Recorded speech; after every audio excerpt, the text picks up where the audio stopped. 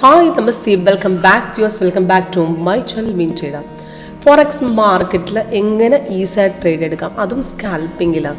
ഞാൻ 15 മിനിറ്റ്സിൻ്റെ ടൈം ഫ്രെയിമാണ് ഇന്ന് എടുത്തിരിക്കുന്നത്, സ്കാൽപ്പിംഗ് സ്ട്രാറ്റജി. അപ്പോൾ ഇന്നത്തെ ഗോൾഡിൽ നോക്കുകയാണെങ്കിൽ മോർണിംഗിൽ മാർക്കറ്റ് ഡൗൺ ഇറങ്ങിയതിന് ശേഷം ചെറുതായിട്ട് അപ്പ് ട്രെൻഡ് കയറാൻ ശ്രമിച്ചെങ്കിലും ഒരുപാട് മാർക്കറ്റ് കയറാതെ തിരിച്ചു തന്നെ ഇറങ്ങുകയാണ് ചെയ്യുന്നത്.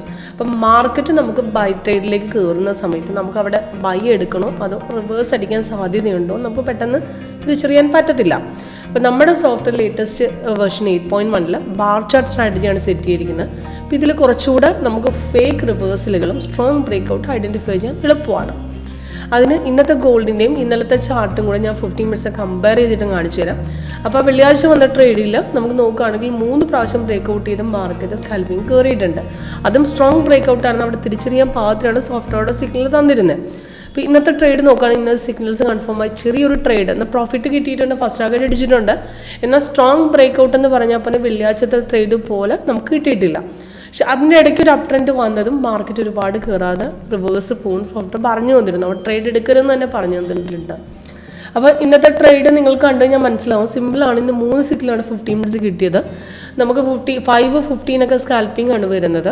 31 അവരൊക്കെയാണ് കുറച്ചുകൂടെ ആക്യുറേറ്റ് ടൈം ഫ്രെയിം. അപ്പോൾ ഇന്നത്തെ ട്രേഡ് നോക്കുകയാണെങ്കിൽ 3 സിഗ്നൽ കിട്ടിയിട്ടുണ്ട്. മോർണിംഗിൽ ഒരു സെല്ല്, അത് കഴിഞ്ഞ് ബൈ, പിന്നെ സെല്ല്. അപ്പോൾ ലാസ്റ്റ് വന്നിരിക്കുന്ന റെഡ് കളർ ഡൗൺ ആയ സെല്ലിൻ്റെ ഡീറ്റെയിൽസ് ആണ് മേളിൽ അതിൻ്റെ ടൈം, അതിൻ്റെ എൻട്രി പോയിന്റും ടാർഗറ്റുമായിട്ട് കൊടുത്തിരിക്കുന്നത്.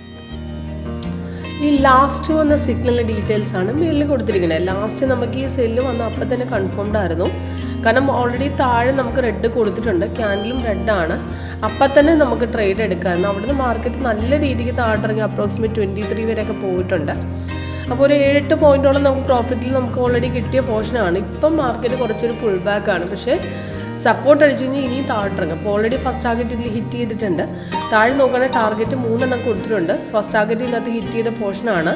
ഇത് മുമ്പ് വന്ന് നമുക്ക് സെൽ ട്രേഡും ഇങ്ങനെ ഉണ്ടായിരുന്നു. സെല്ല് വന്ന് കൺഫേം ആയി നമുക്ക് സിഗ്നലിൽ വന്ന് കൺഫർമേഷൻ വന്ന് 33-44 ഇറങ്ങിയതിന് ശേഷം അപ്രോക്സിമേറ്റ് നമുക്ക് അതും മാർക്കറ്റ് താഴെയിറങ്ങി നമുക്ക് 3-2 വരെയൊക്കെ പോയിട്ടുണ്ട്. നല്ലൊരു ചെറിയൊരു ട്രേഡ് നമുക്ക് അവിടെ കിട്ടിയിട്ടുണ്ട്, നല്ലൊരു ട്രേഡായിരുന്നു അത് കഴിഞ്ഞിട്ടാണ് മാർക്കറ്റ് ഒരു അപ് ട്രെൻഡിലേക്ക് കയറി. പക്ഷേ ഈ ഒരു അപ് ട്രെൻഡ് കൺഫേംഡ് അല്ല. പറയുകയാണെങ്കിൽ ഈ ക്യാൻഡിൽ കളർ ഇവിടെ ട്രെൻഡ് ലൈൻ മാത്രമേ റെഡ് ആയിട്ടുള്ളൂ. താഴെ നോക്കുകയാണെങ്കിൽ അവിടെ റെഡ്, അതായത് ഗ്രീനിലേക്ക് വന്നിട്ടില്ല. അതായത് ഒരു സിഗ്നൽസ് വന്നാൽ നമുക്ക് ബൈ ആവട്ടെ സെയിലാവട്ടെ, ഇപ്പോൾ ഒരു സിഗ്നൽസ്, ഇപ്പോൾ ഇവിടെ ഒരു സിഗ്നൽ വന്നിട്ടുണ്ട്. ഇവർ നോക്കുകയാണെങ്കിൽ ഇവിടെ ഒരു അപ് ട്രെൻഡ് ഉണ്ട്, ഇവിടെ ഒരു ബൈ ട്രേഡ് ഉണ്ട്. പക്ഷേ ഇവിടെ കൺഫേം ആകാതെ കൺഫർമേഷൻ ഇവിടുന്നാണ് വന്നിരിക്കുന്നത്. അതിൻ്റെ പിറ്റേ ദിവസമാണ് കൺഫേം ആയത്. അവിടുന്ന് സ്ട്രോങ് ബ്രേക്ക്ഔട്ട് എന്ന് മനസ്സിലാകാൻ ആ റെസിസ്റ്റൻസിൻ്റെ സ്ട്രെങ്ത് തന്നെ ധാരാളമാണ്. അവിടുന്ന് സ്ട്രോങ് ആയിട്ട് കട്ട് ചെയ്ത് മാർക്കറ്റ് 2-3 പ്രാവശ്യം കയറിയിട്ടുണ്ട്. ഇപ്പോൾ ഈ ഒറ്റ ബ്രേക്ക്ഔട്ട് തന്നെ അപ്രോക്സിമേറ്റ് 0.5 നമുക്ക് അവിടുന്ന് കയറിയിരിക്കുന്ന അപ്രോക്സിമേറ്റ് 3-4 വരെ പോയതാണ്. അത് കഴിഞ്ഞ് പുൾ ബാക്ക് അടിച്ചതിന് ശേഷം പിന്നെയും അവിടുന്ന് 29 പിന്നെയും ബ്രേക്ക്ഔട്ട് പോയി അപ്രോക്സിമേറ്റ് 6.4 വരെ. അത് നല്ല ബ്രേക്കായിരുന്നു, നല്ല ഹ്യൂജ് ബ്രേക്കായിരുന്നു. ആ റെസിസ്റ്റൻസിൻ്റെ ലെവല് സ്ട്രെങ്ത് കണ്ടു കഴിഞ്ഞാൽ സ്ട്രോങ് ബ്രേക്ക്ഔട്ടാണ്. അവിടെ 3 ടാർഗറ്റും ധൈര്യമായിട്ട് ഹോൾഡ് ചെയ്യാൻ നമുക്ക് തിരിച്ചറിയാൻ എളുപ്പമുണ്ട്.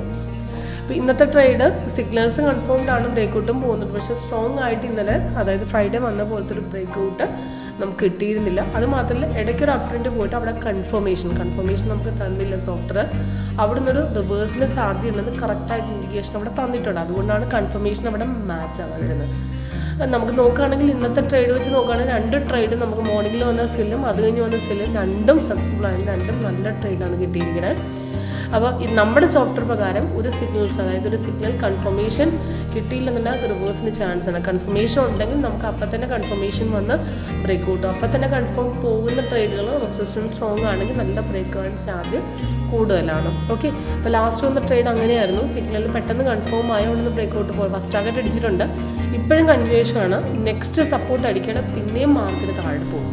അപ്പോൾ അവിടെ താഴെ കൊടുത്തിരിക്കുന്ന സപ്പോർട്ടിൽ സ്ട്രോങ് ഒക്കെ ആകുകയാണെങ്കിൽ ഹ്യൂജ് ബ്രേക്കാണെന്ന് നമുക്ക് മനസ്സിലാക്കാൻ വളരെ എളുപ്പമാണ്. അപ്പോൾ അതുവരെ ട്രേഡ് എടുത്തിട്ടില്ലാത്തവർക്ക് പിന്നീട് ട്രേഡ് എടുക്കാനൊരു അവസരം സോഫ്റ്റ്വെയർ തരികയും ചെയ്യും. അവിടെ റീഎൻട്രി സെഷൻ തരും, അല്ലെങ്കിൽ ടാർഗറ്റ് നമുക്ക് താഴെ കൊടുത്തിട്ടുള്ള സ്റ്റോപ്പ് ലോസ്. ഓക്കെ, സിമ്പിളായിട്ടുള്ള ഈ സ്ട്രാറ്റജി ഒരു ലൈവ് സെക്ഷൻ അറ്റൻഡ് ചെയ്താൽ നിങ്ങൾക്ക് മനസ്സിലാക്കാവുന്നതേ ഉള്ളൂ. അതിനുവേണ്ടി കോൺടാക്ട് ചെയ്യുക. താഴെ ഡിസ്ക്രിപ്ഷൻ ബോക്സിൽ നമ്പർ